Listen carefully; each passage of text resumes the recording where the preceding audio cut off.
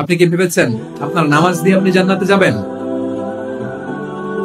আপনি তাহাজ্জুদ গুজার, সেজদা দিতে দিতে কপালে দাগ ফেলেছেন, এটা আপনারা জান্নাতে নেবে না।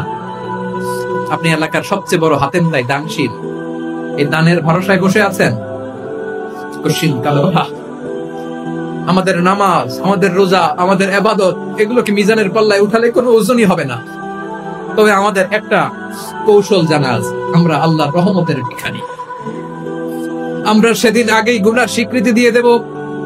আমরা বলবো, আল্লাহ তুমি প্রশ্ন করার আগে তোমার একটা কথা বলি, আমারে কিছু জিজ্ঞেস করো না, আমি সব করেছি। এমন কোন পাপ নাই যে পাপ আমারে দিয়ে হয় নাই। তোমার রহমত দিয়ে তুমি জান্নাতে পাঠাবা, তোমার দয়ায় জান্নাতে যেতে চাই, আমল দিয়ে না। পারবেন বলতে? কিয়ামতের দিন আমরা বলবো, আল্লাহ আমার আমল দিয়ে জান্নাত চাই না, আমি তোমার দয়া দিয়ে জান্নাত চাই। তোমার দয়া ছাড়া আমার কোন উপায় নাই।